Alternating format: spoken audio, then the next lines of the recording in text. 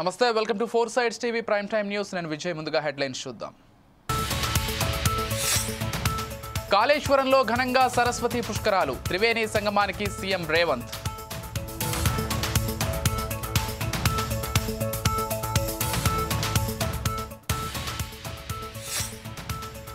Metro ప్రయాణికులకు shock, ఎల్లుండి నుంచి ధరల పెంపు.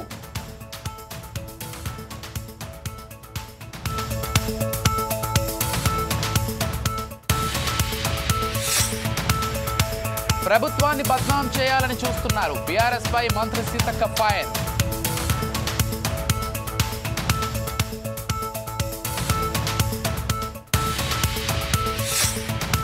పసిడి ప్రియులకు గుడ్ న్యూస్, భారీగా తగ్గిన బంగారం ధర.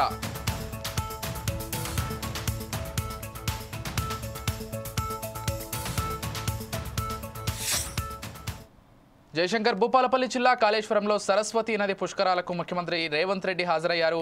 కాళేశ్వరం వద్ద పుష్కర్ ఘాట్లో 17 అడుగుల శ్రీ సరస్వతీదేవి ఏకశిలా విగ్రహాన్ని సీఎం ఆవిష్కరించారు. అనంతరం త్రివేణి సంగమం వద్ద పుణ్యస్నానాలు ఆచరించి కాళేశ్వర ముక్తీశ్వరుడిని దర్శించుకొని అక్కడ ప్రసంగించారు. రాష్ట్ర అభివృద్ధిలో నిరంతరం శ్రమిస్తున్న శ్రీధర్ బాబు గారి నియోజకవర్గానికి అదనంగా నిధులు ఇవ్వడం నా బాధ్యతగా నేను భావిస్తున్నా. అదేవిధంగా గోదావరి పుష్కరాలు నిర్వహించేటప్పుడు కొడంగల్లో నేను నిర్వహించాలన్నా నిర్వహించలేను. ఎందుకంటే గోదావరి జలాలు అక్కడికి రావట్లేదు, గోదావరి నది ఆ ప్రాంతంలో ప్రవహించడం లేదు. ఈ ప్రాంతానికి ప్రకృతి ఆశీర్వాదం గోదావరి నది. మరి గోదావరి నది ప్రాంతంలో ప్రవహిస్తున్నప్పుడు ఈ ప్రాంతాన్ని ఒక గోదావరి పుష్కరాలు అద్భుతంగా నిర్వహించాలి అని అంటే ఇక్కడికి వచ్చే భక్తులకు అన్ని రకాలుగా వసతులు ఏర్పాటు చేయవలసిన బాధ్యత రాష్ట్ర ప్రభుత్వంగా మా మీద ఉన్నది. మా అధికారిని శ్రీమతి శైలజ రామయ్య గారికి, మా సోదరి మణి కొండా సురేఖ గారికి నేను ఈ వేదిక మీద నుంచే సూచనలు ఇస్తున్నా. రాబోయే గోదావరి పుష్కరాలతో పాటు కాళేశ్వరం మందిరానికి అవసరమైన మాస్టర్ ప్లాన్ అద్భుతంగా తీర్చిదిద్దండి. 100 కాదు 200 కోట్ల రూపాయలైన రాష్ట్ర ప్రభుత్వం తరఫున గ్రీన్ ఛానల్లో నిధులు ఇవ్వడానికి ప్రభుత్వం సిద్ధంగా ఉన్నది. ఆ బాధ్యత నేను తీసుకుంటానని చెప్పి భక్తులందరికీ నేను విజ్ఞప్తి చేస్తున్నా. మంతని నియోజకవర్గ ప్రజలకు మీరు అదృష్టవంతులు. శ్రీధర్ బాబు గారు లాంటి నాయకుడు మీ ప్రాంతానికి ప్రాతినిధ్యం వహిస్తున్నాడు. మీరు ఎక్కడికి వెళ్ళినా, ఈ రాష్ట్రమే కాదు పక్క రాష్ట్రం, ఇతర రాష్ట్రాలకు ఎక్కినప్పుడు ఆ పక్కన కనిపిస్తున్న మహారాష్ట్రకి వెళ్ళినా ఎవరయ్యా మీ ఎమ్మెల్యే మీ మంత్రి అంటే మీరు గర్వంగా చెప్పుకోవచ్చు మా నాయకుడు శ్రీధర్ బాబు గారు అని. మీ గౌరవం పెంచే విధంగా వ్యక్తులకు కొంతమందికి ఎంతో చేసినా కొంత మేము చేయలేకపోవచ్చు, కానీ మన నాయకుడు పేరు చెప్పుకున్నప్పుడు మనకు కొంచెం గర్వంగా మనము ఫీల్ అవ్వాలి. అట్లాంటి మీరు గర్వంగా ఫీల్ అయ్యే నాయకుడు ఈ మంతనికి ఈ రోజు శాసనసభ్యులుగా గెలిచినా ఓడినా మీ మధ్యలోనే ఉండి మీ అభివృద్ధి కోసం పనిచేసే నాయకుడు దొరకడం మీ అదృష్టం. తప్పకుండా మంతని నియోజకవర్గం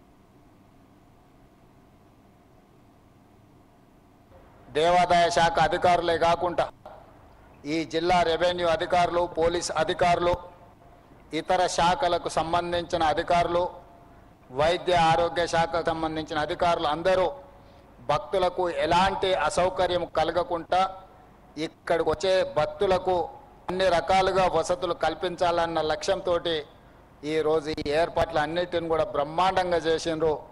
ప్రత్యేక ఆకర్షణగా ఈరోజు సుదూర ప్రాంతాల నుంచి వచ్చే భక్తులకు ఇబ్బంది కలగొద్దు అని ఒక టెంట్ సిటీని కూడా ఏర్పాటు చేసి ఒక అద్భుతంగా ఈరోజు తెలంగాణ రాష్ట్రంలో ఈ పుష్కరాలను నిర్వహిస్తున్నందుకు అధికారులందరినీ కూడా మనస్ఫూర్తిగా నేను అభినందిస్తున్నా. తెలంగాణ రాష్ట్రం వచ్చిన తర్వాత ఈ పుష్కరాలు మొట్టమొదటిసారి రావడం జరిగింది. అటు ప్రాణహిత, గోదావరి, సరస్వతి నదుల త్రివేణి సంగమమే ఈ పుష్కరాలు. పుష్కర స్నానం చేస్తే మనం ఏవైనా తప్పులు చేస్తే వాటన్నిటిని కూడా ఇక్కడ ముక్తి లభిస్తుంది అని చెప్పి మన సాంప్రదాయం చెప్తుంది. అందుకే ఈరోజు తప్పులు చేసినా చేయకపోయినా కొన్నిసార్లు అనుకోకుండా కూడా కొన్ని తప్పిదాలు జరుగుతుంటాయి. అందుకే భక్తులందరూ ఈ ప్రాంతానికి వచ్చి సరస్వతి పుష్కరాలలో గోదావరి నదిలో ఈరోజు పవిత్ర స్నానం చేయడం ద్వారా ఒక మంచి సాంప్రదాయానికి తెరలేపాల్సిన అవసరం ఉన్నది. నా హయంలోనే నేను అదృష్టంగా భావిస్తున్నా. ఈ సరస్వతి పుష్కరాలే కాదు, తొందరలోనే గోదావరి పుష్కరాలు, కృష్ణా పుష్కరాలు, సమ్మక్క సారలమ్మకు సంబంధించిన జాతర ఇవన్నీ కూడా రాబోయే 3 సంవత్సరాలలో తెలంగాణ రాష్ట్ర ప్రభుత్వం నిర్వహించే అదృష్టం నాకు కలగడం నేను చాలా సంతోషంగా అదొక ఆశీర్వాదంగా నేను భావిస్తున్నాను. ఎందుకు అంటే ఈరోజు దేశంలో ఈ మధ్యలో మీరందరూ చూసినారు, కుంభమేళాకి కోట్లాది మంది భక్తులు అక్కడికి వెళ్ళినారు. ఇతర ప్రాంతాలలో సరస్వతి పుష్కరాలతో పాటు దేశంలో గంగా యమున ఎక్కడెక్కడైతే నదులు ఉన్నాయో, నదులు నాగరికతనే కాదు నదులను దేవాలయాలుగా దేవతలుగా భావించి మన వాళ్ళందరూ కూడా ఆచార సంస్కృతులను పాటించడం మనం చూస్తూ ఉన్నాం. అందుకే ఈరోజు తెలంగాణ రాష్ట్రంలో రాబోయే పుష్కరాలు, గోదావరి పుష్కరాలు, అదేవిధంగా కృష్ణా పుష్కరాలను అద్భుతంగా నిర్వహించాలని వాటికి పునాదులు ఈరోజు ఈ సరస్వతి పుష్కరాల సందర్భంగానే మనం ఇవన్నీ ఏర్పాటు చేసుకున్నాం. మిత్రులు శ్రీధర్ బాబు గారు చాలా అంశాలను ప్రస్తావించారు. ఈ ప్రాంత అభివృద్ధి కోసం ముఖ్యంగా కాళేశ్వరం మందిరాన్ని ఒక పర్యాటక క్షేత్రంగా, ఒక ఆదర్శ ప్రాంతంగా అభివృద్ధి చేయాలి అని వారు కోరుకున్నారు. తప్పకుండా ఈ మంతని శాసనసభ నియోజకవర్గానికి ఒక గొప్ప చరిత్ర ఉన్నది.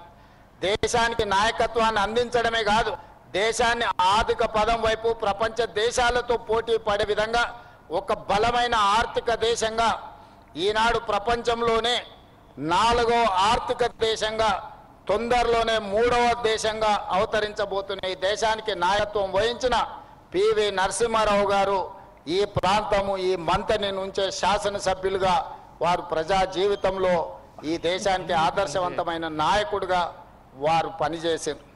వారి వారసత్వంగా శ్రీపాదరావు గారు ఈ ప్రాంత ప్రజల కోసం శాసనసభ వ్యవహారాలు, ఏదైనా స్పీకర్ల గురించి చర్చ వచ్చినప్పుడు ప్రతిపక్షాలు కూడా, ఆనాడు ప్రతిపక్ష నాయకుడుగా ఉన్న చంద్రబాబు నాయుడు గారు ఈ మధ్యలో నేను శ్రీధర్ బాబు గారు దావోస్లో కలిసినప్పుడు వారు గుర్తు చేసుకొని ప్రస్తావించారు.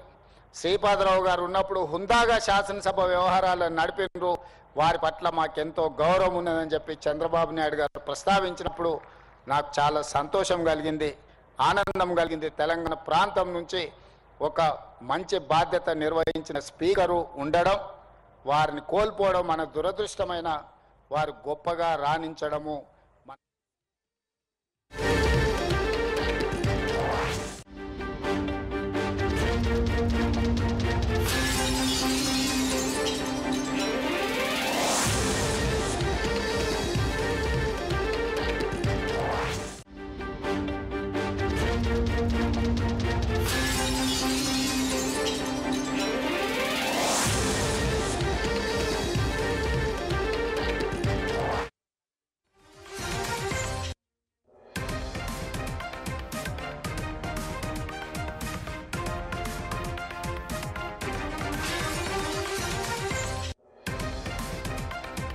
హైదరాబాద్ మెట్రో ప్రయాణికులకు షాక్ తగిలింది.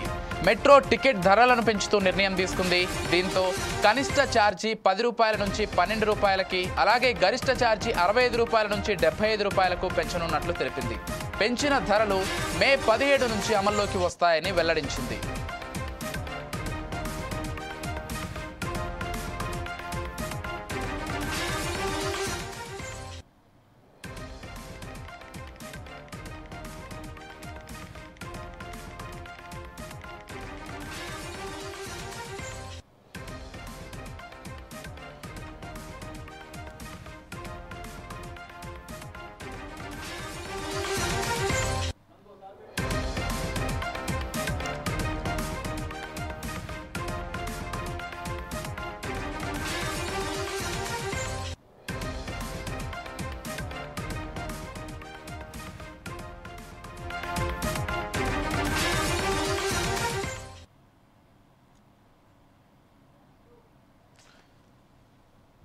హైదరాబాద్ మెట్రో ప్రయాణికులకు షాక్ తగిలింది.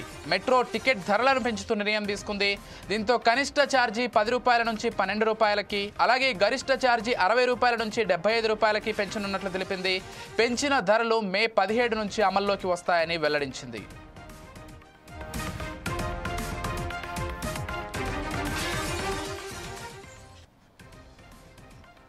ఇటు హైదరాబాద్ మెట్రో రైలు ఛార్జీల పెంపుకు సంబంధించి ప్రభుత్వం నిర్ణయం తీసుకున్నట్లుగా అప్డేట్ అందుతోంది.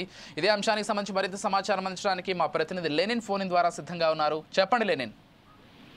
ఓకే విజయ్, ఏదైతే మెట్రో రైల్లో ప్రయాణించే ప్రయాణికులకు ఎల్ఎన్టీ సంస్థ షాకింగ్ న్యూస్ అయితే చెప్పింది. మెట్రో రైలు ఛార్జీలు పెంచుతున్నట్లు హైదరాబాద్ మెట్రో రైలు సంస్థ గురువారం అయితే ప్రకటించింది.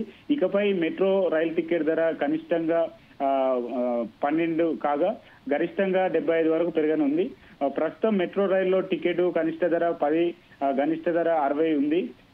ఈ పెంచిన ధరలు మే 17 తేదీ నుండి అమల్లోకి వస్తాయని చెప్పేసి హైదరాబాద్ మెట్రో రైలు సంస్థ గురువారం ప్రకటనలో విడుదల చేసింది. అయితే హైదరాబాద్ నగరంలో ట్రాఫిక్లు ఇబ్బంది లేకుండా సులువుగా ప్రయాణికులు ఈ మెట్రో రైలు గమ్యస్థానాలకు అయితే చేరుస్తుంది.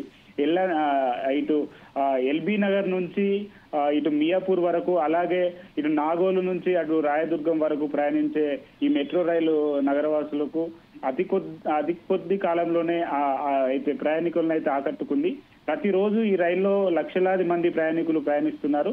నగరంలో భారీ వర్షం పడినప్పుడు ప్రయాణికులకు ఈ మెట్రో రైలు అయితే ఆశ్రయించున్న అంటే వాళ్ళు మెట్రోలో ప్రయాణం అయితే చేస్తున్నారు. అలాగే విశ్వనగరము వేదికగా క్రికెట్ మ్యాచ్లు జరిగినప్పుడు మెట్రో ప్రత్యేక సర్వీసులను సైతం నడుపుతుంది.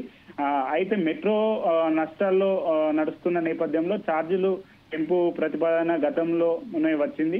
దీనిపై అన్ని వర్గాల నుంచి తీవ్ర వ్యతిరేకత అయితే వస్తుంది. దీంతో నాడు ఛార్జీల పెంపు ప్రతిపాదనపై మెట్రో రైలు సంస్థ వెనుకడుగు అయితే వేసింది. కానీ మెట్రో రైలు సేవలకు కారణంగా హైదరాబాద్ లో మెట్రో రైలు సంస్థకు భారీ నష్టం అయితే వాటిల్లుతుంది. దీంతో ఛార్జీల పెంపు అనివార్యమైనదని తెలుస్తుంది.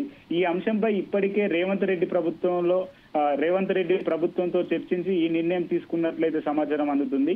అలానే మరోవైపు హైదరాబాద్ మెట్రో రైలు భారీ నష్టాలతో నడుస్తుంది. ఇప్పటికే ఎల్ఎంటీ సంస్థ అయితే ప్రకటించింది. ఈ నేపథ్యంలో మెట్రో ఛార్జీల పెంపు అనివార్యమని చెప్పేసి కూడా స్పష్టం చేస్తున్నారు.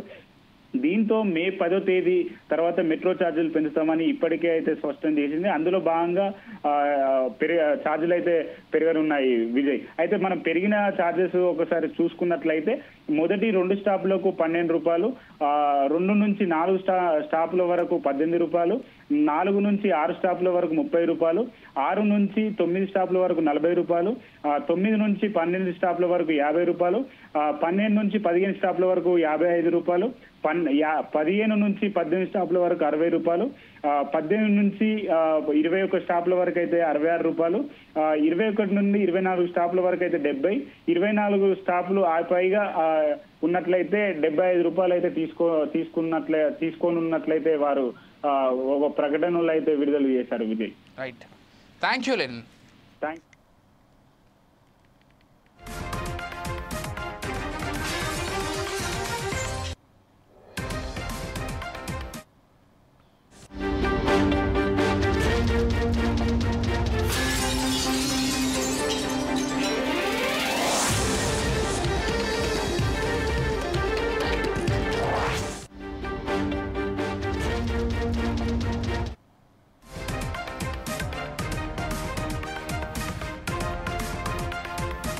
హైదరాబాద్ లో మరోసారి ఈడీ సోదాలు జరిగాయి. హైదరాబాద్ కు చెందిన వైఎస్ రెడ్డి నివాసంలో ఈడీ తనిఖీలు చేసింది. ముంబై, హైదరాబాద్లతో పాటు 12 చోట్ల ఈడీ సోదాలు నిర్వహించారు. 9 కోట్ల నగదు, 8 కోట్ల రూపాయల విలువైన బంగారు ఆభరణాలను ఈడీ అధికారులు స్వాధీనం చేసుకున్నారు.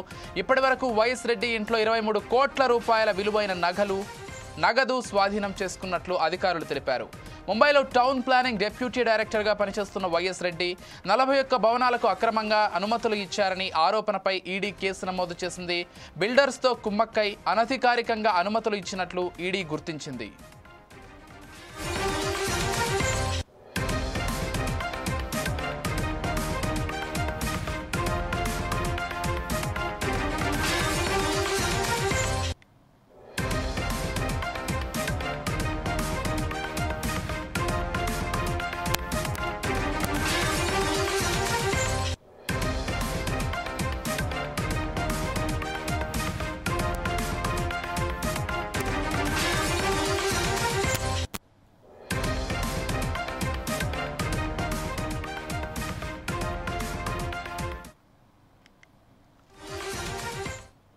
హైదరాబాద్లో మరోసారి ఈడీ సోదాలు జరిగాయి. హైదరాబాద్కు చెందిన వైఎస్ రెడ్డి నివాసంలో ఈడీ తనిఖీలు చేసింది. ముంబై, హైదరాబాద్లతో పాటు 12 చోట్ల ఈడీ సోదాలు నిర్వహించారు. 9 కోట్ల నగదు, 8 కోట్ల రూపాయల విలువైన బంగారు ఆభరణాలను ఈడీ అధికారులు స్వాధీనం చేసుకున్నారు. ఇప్పటివరకు వైఎస్ రెడ్డి ఇంట్లో 23 కోట్ల రూపాయల విలువైన నగదు స్వాధీనం చేసుకున్నట్లు అధికారులు తెలిపారు. ముంబైలో టౌన్ ప్లానింగ్ డిప్యూటీ డైరెక్టర్గా పనిచేస్తున్న వైఎస్ రెడ్డి 41 భవనాలకు అక్రమంగా అనుమతులు ఇచ్చారని ఆరోపణపై ఈడీ కేసు నమోదు చేసింది. బిల్డర్స్తో కుమ్మక్కై అనధికారికంగా అనుమతులు ఇచ్చినట్లు ఈడీ గుర్తించింది.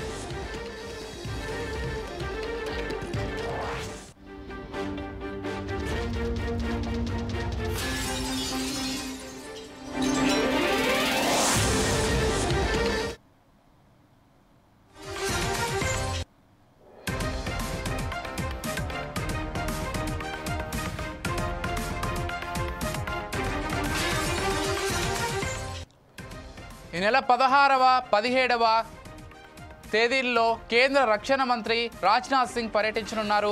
ఈ సందర్భంగా భుజ్ వైమానిక దళ స్టేషన్కు రాజ్నాథ్ వెళ్లనున్నారు. అనంతరం నలియా వైమానిక స్థావరం సమావేశంలో హాజరు కానున్నారు. ఈ సమావేశంలో అంతర్జాతీయ సరిహద్దు భద్రతపై రాజ్నాథ్ సింగ్ చర్చించనున్నారు.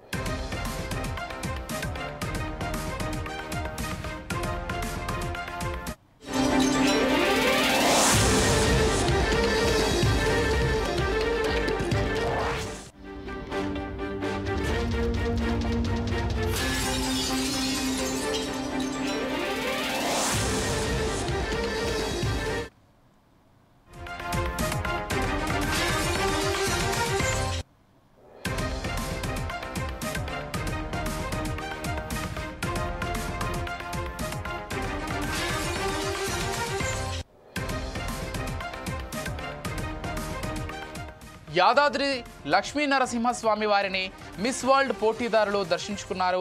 ఆలయ గెస్ట్ హౌస్ నుంచి బ్యాటరీ వాహనాల్లో చేరుకున్న సుందరీమణులు అఖండ దీపారాధన మండపంలో జ్యోతి ప్రజ్వలన కార్యక్రమంలో పాల్గొని స్వామివారికి అఖండ దీపం వద్ద నూనెను సమర్పించారు.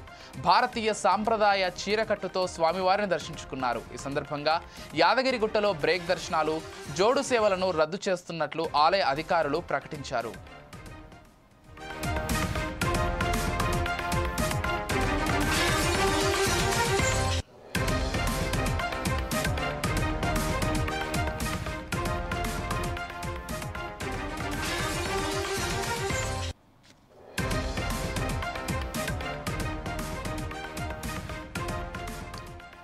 యాదాద్రి శ్రీ లక్ష్మీ నరసింహస్వామి వారిని మిస్ వరల్డ్ పోటీదారులు దర్శించుకున్నారు. ఆలయ గెస్ట్ హౌస్ నుంచి బ్యాటరీ వాహనాల్లో చేరుకున్న సుందరీమణులు అఖండ దీపారాధన మండపంలో జ్యోతి ప్రజ్వలన కార్యక్రమంలో పాల్గొని స్వామివారికి అఖండ దీపం వద్ద నూనెను సమర్పించారు. భారతీయ సాంప్రదాయ చీరకట్టుతో స్వామివారిని దర్శించుకున్నారు. ఈ సందర్భంగా యాదగిరిగుట్టలో బ్రేక్ దర్శనాలు, జోడు సేవలను రద్దు చేస్తున్నట్లు ఆలయ అధికారులు ప్రకటించారు.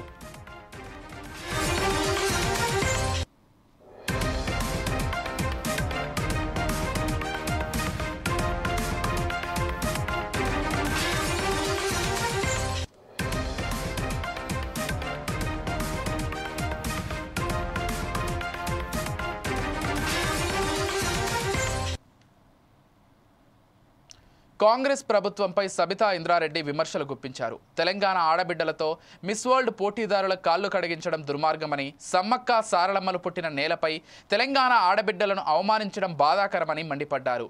వెంటనే మహిళా లోకానికి కాంగ్రెస్ ప్రభుత్వం క్షమాపణ చెప్పాలని డిమాండ్ చేశారు.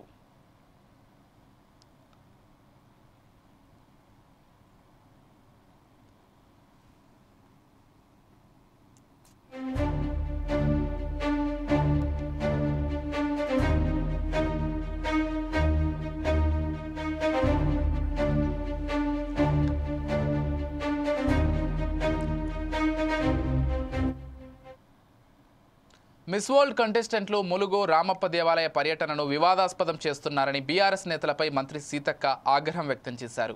ప్రతి చిన్న విషయానికి తెలంగాణ సెంటిమెంట్ను రుద్దుకుంటూ హెచ్చరించారు. ఇక వరంగల్ జిల్లాలో అందాల బామల హెరిటేజ్ వాక్ సక్సెస్ కావడంతో బీఆర్ఎస్ నేతల కళ్ళల్లో నిప్పులు పోసుకుంటున్నారని ఆమె ధ్వజమెత్తారు.